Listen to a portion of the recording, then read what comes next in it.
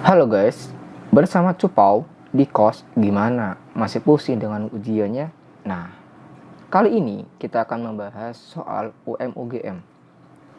Darah putih yang mengalami penurunan jumlah pada penderita AIDS adalah A.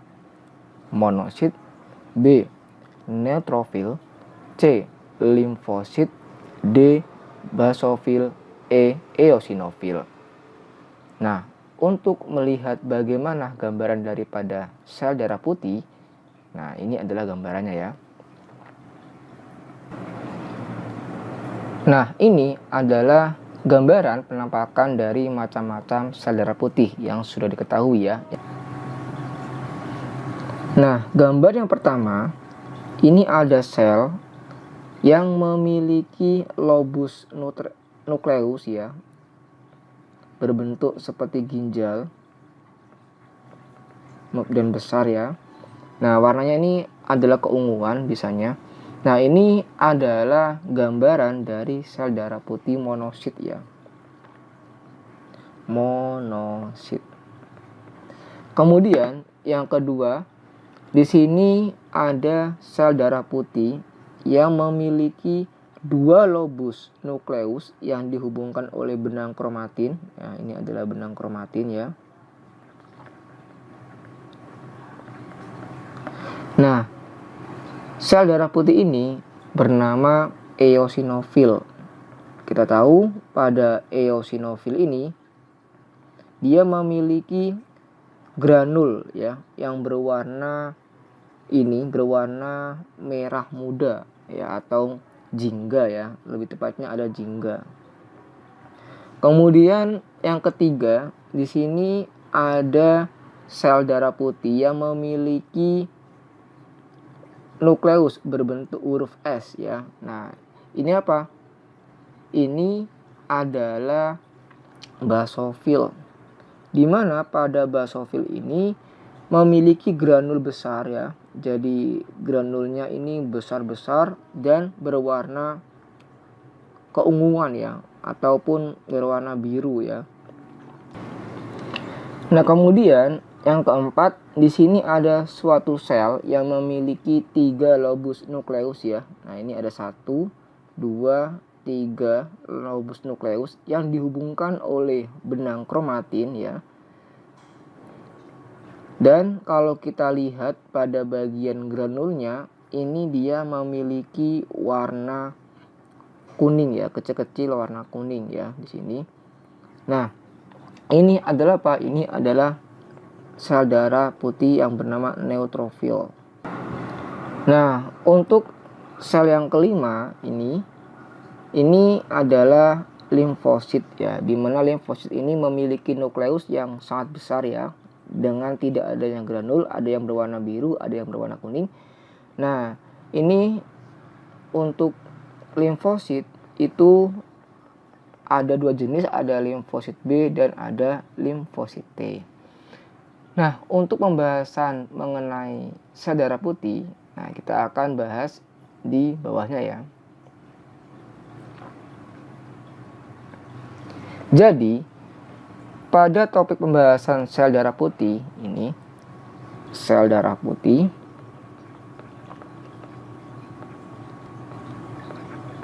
atau yang kita kenal dengan istilah SDP ya, memiliki nama lain yaitu leukosit. Di mana leukosit ini dia berperan dalam apa? Berperan dalam menjaga imunitas ya. Menjaga imunitas tubuh terhadap apa? Terhadap benda asing. Nah, untuk benda asing ini bisa berupa bakteri, bisa berupa virus yang akan membahayakan tubuh kita. Nah, untuk sel darah putih ini normalnya jumlahnya itu berapa? Normalnya jumlahnya adalah 5.000 sampai 10.000 sel per milimeter kubiknya ya. Nah, itu adalah jumlah normalnya. Namun, jumlah ini akan meningkat ketika suatu jaringan tubuh kita mengalami infeksi seperti itu. Nah, pada sel darah putih ini kita tahu dia diproduksi ada di bagian ini ya. Ada di bagian sumsum tulang merah. Sumsum tulang merah, dan ada yang berada di bagian sumsum tulang kuning. Nah, atau sumsum kuning tulang ya. Nah, ini adalah tempat diproduksinya sel darah putih. Nah, untuk macam-macamnya, jadi pada sel darah putih ini dapat digolongkan menjadi 2 golongan ya. Untuk penggolongannya berdasarkan ada tidaknya granula. Ada yang golongan granulosit dan ada yang golongan agranulosit. Pada yang bergolongan granulosit, di sini ada 3 anggotanya. Yang pertama tadi ada eosinofil,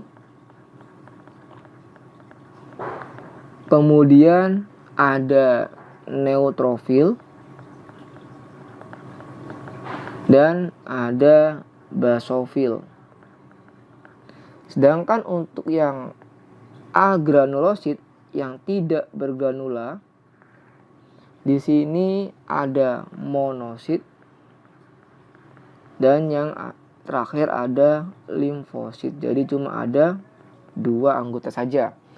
Yang pertama adalah eosinofil, di mana eosinofil ini diketahui adalah fagosit lemah ya. Fagosit lemah. Sehingga peran daripada eosinofil ini lebih pada pembuangan racun ya. Pembuangan racun, yang dimana racun ini nanti akan menjadi penyebab terjadinya infeksi pada jaringan yang mengalami cedera atau luka seperti itu. Kemudian yang kedua ini ada neutrofil. Kalau neutrofil kebalikannya, dia adalah fagosit yang sangat aktif. Sehingga saking aktifnya, maka fagosit ini untuk neutrofil ini dia bisa bergerak secara diapedesis. Yaitu apa? Yaitu gerakan sel darah putih keluar dari pembuluh darah melalui pori-pori dan menuju ke jaringan. Nah, nantinya ketika dia udah keluar dari pembuluh darah menuju ke jaringan, maka neutrofil ini dia akan memakan bakteri atau virus yang masuk melalui luka. Seperti itu. Kemudian yang berikutnya ada basofil. Kalau basofil ini nantinya dia akan mengeluarkan 2 senyawa ya. Yang pertama ada senyawa histamin, dan yang kedua ada heparin. Sebenarnya histamin ini dia dihasilkan atau diproduksi oleh yang namanya sel mas. Nah, fungsinya apa? Histamin ini dia akan menyebabkan bagian pembuluh darah itu akan diperlebar ya, atau vasodilatasi, sehingga akan meningkatkan aliran darah ke jaringan yang mengalami cedera.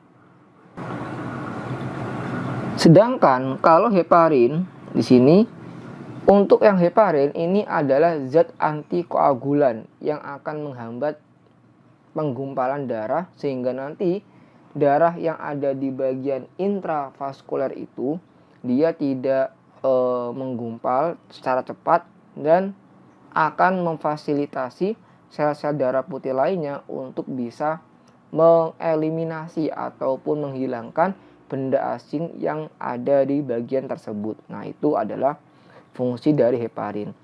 Kemudian yang kedua di sini adalah golongan agranulosit yang tidak bergranula. Yang pertama ada monosit. Kalau untuk monosit nanti ini dia bisa ya bergerak secara diapedesis, juga sama seperti kayak neutrofil, cuma bedanya kalau monosit untuk pergerakannya ini akan menetap ya. Dia akan keluar dari pembuluh darah dan menetap di jaringan. Nah, setelah dia udah menetap di jaringan, maka si monosit ini dia akan mengalami modifikasi menjadi sel histiosit atau yang disebut juga dengan sel makrofag. Nah, ketika dia udah berubah menjadi sel makrofag, maka ini akan menjadi fagosit aktif yang akan memakan bakteri maupun virus yang ada di dalam jaringan tersebut. Nah, yang terakhir adalah limfosit. Untuk yang terakhir ini atau pada bagian yang limfosit ini ya. Jadi pada limfosit ini itu memiliki keunikan ya dibandingkan dengan yang lainnya, di mana tadi yang udah saya jelaskan di awal bahwasanya limfosit ini dibagi menjadi dua jenis ya. Ada limfosit B dan ada limfosit T. Adapun perbedaan antara limfosit B dan limfosit T itu berdasarkan tempat maturasi ya atau tempat proliferasi di mana dia akan bertahan di situ. Nah, kalau untuk limfosit B ini dia bertahan di bagian bone marrow ya, atau berada di bagian sumsum tulang. Sedangkan kalau limfosit T ini dia bertahan pada kelenjar timus. Nah, makanya dia disebut limfosit T. Nah, pada limfosit B dan limfosit T memiliki perbedaan fungsi ya. Kalau pada limfosit B ini memiliki fungsi untuk menghasilkan antibodi ya. Nah, antibodi yang akan dihasilkan ini berguna untuk apa? Untuk menyerang benda-benda asing ya. Ini untuk menyerang benda asing, misalkan kayak bakteri, kemudian ada virus yang akan membahayakan tubuh kita. Nah, sedangkan untuk limfosit T ini memiliki peran lebih kepada reaksi imunologis ya. Nah, reaksi imunologis yang diberikan oleh limfosit T ini itu berperan dalam apa? Berperan dalam mengingat dan juga nantinya akan menghancurkan sel-sel yang telah terinfeksi oleh virus sebelumnya. Nah, itu adalah pada limfosit T. Nah, kemampuan limfosit T dalam mengingat dan menghancurkan itu tidak lepas dari strukturnya, di mana kalau pada limfosit T ini, nah ini pada bagian limfosit T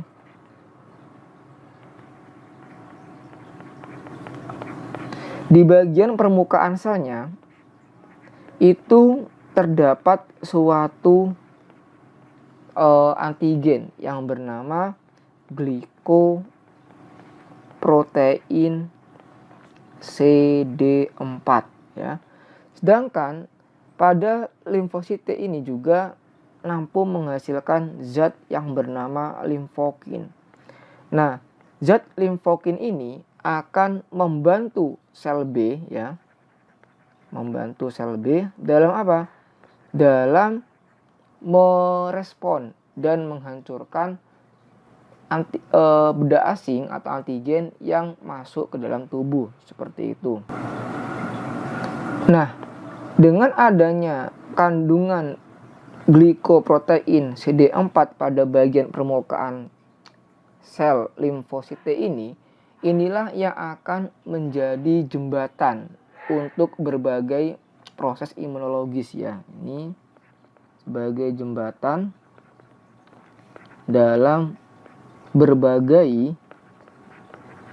proses imunologis. Nah, di mana misalnya ada suatu infeksi.